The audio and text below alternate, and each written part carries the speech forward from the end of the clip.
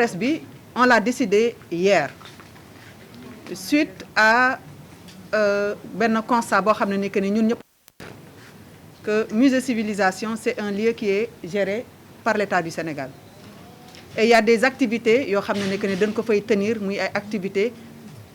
yoo xam ne ni que ni ay spectacle la démb ñun bizarrement fan yi yëpp ñoo nekkoon en négociation avec l'État bi ñu mujjee dem Daniel wax na ko tout à l'heure on nous a dit que ni déjà seen nu mu tuddati maladie bi dafa yokku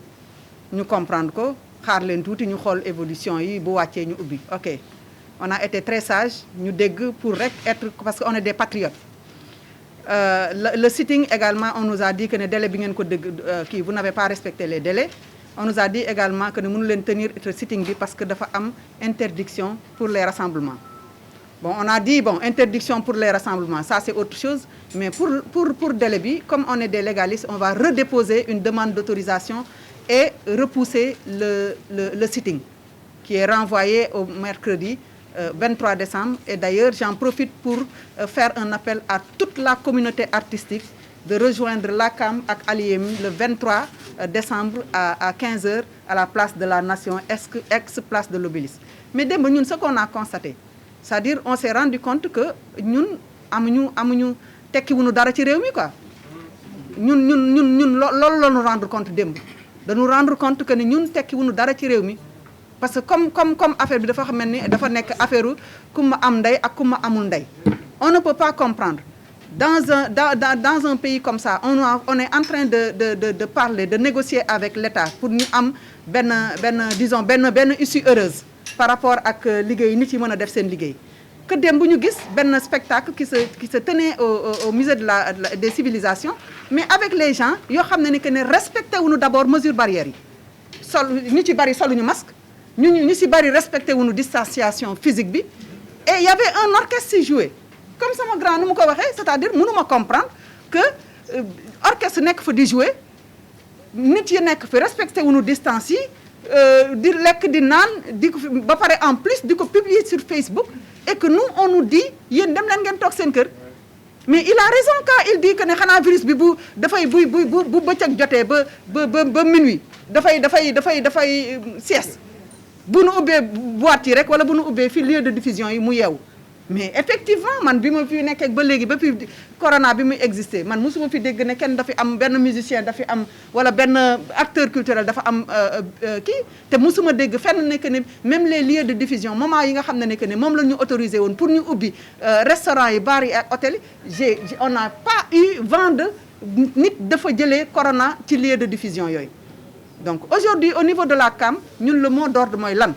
mot d'ordre bi moom mooy que ne sunu sitting da nga koy def le mercredi 23 à la place de l'Obélisque parce que à 15h parce que on sait que ne on va pas nous donner l'autorisation mais on va le faire. beneen affaire bi moom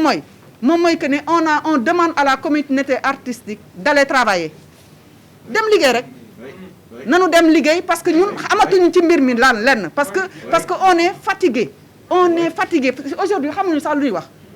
tout le monde a dit la même chose fii on est fatigué on va travailler. On va investir les bars, les restaurants et les hôtels des acteurs qui ont envie de tout. On va faire là. On va travailler parce que mënatuñu dundoo suñu njaboot yi.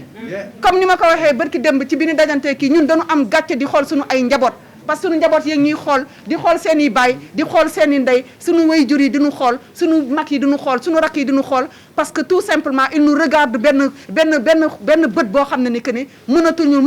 leen dara mënatuñu leen subvenir à seen besoin te loolu ñun mënuñu ko dund parce que ñun on vit dans un pays où loolu dafa am solo ci ñun dañu dund ci dëkk boo xam ne ni que ni nit dañu am sutura mais nga jore sa njaboot nga yeewu suba teel munoo nga am sa liggéey doon ko dundal jékki-jékki pendant 10 mois amoo loo ko jox mais loolu gàcce la ci père de famille metti na ci père de famille metti na ci mère de famille on n'en peut